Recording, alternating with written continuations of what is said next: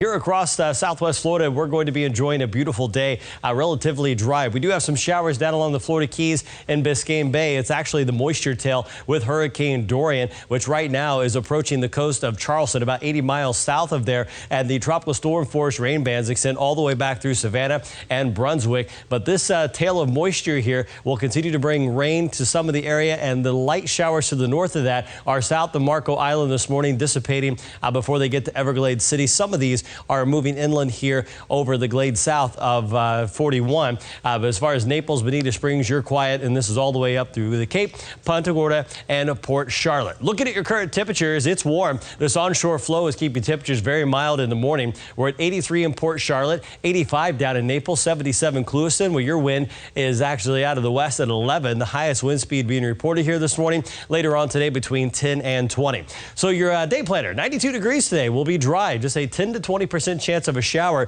and this dry weather will continue. And this is one of the benefits we're seeing here as Dorian pulls away. The latest as of 5 o'clock, Hurricane Dorian is a major hurricane, a Category 3, moving north at 8 miles per hour. The wind speeds are at 115, gusting to 140, and it is forecast to get dangerously close here to Charleston and eventually towards Wilmington and the Outer Banks of North Carolina. This is later on tonight at about 5 o'clock, and you can see the core, the reds here. That's the hurricane force winds right along the coastline from South Carolina through Wilmington and eventually pushing through the Outer Banks by Friday morning. From this point, it's going to rapidly move across the Atlantic and possibly bring some tropical storm force wind gusts to areas of Cape Cod early on Saturday morning before quickly exiting out in the Atlantic. Elsewhere in the tropics, we are watching the remnants of what was Tropical Storm Fernand. This one is now just nothing but showers and thunderstorms over the mountainous regions of Mexico.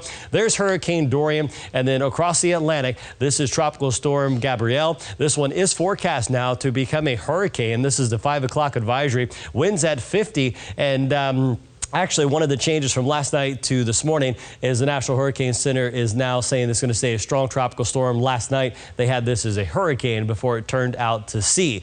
So as we look ahead at your forecast over the next couple of days here in southwest Florida, behind Dorian, things remain quiet, just a 10 to 20% chance of a shower. The breeze will be with us through Friday, and that's going to keep a chance of rip currents out at the beach line.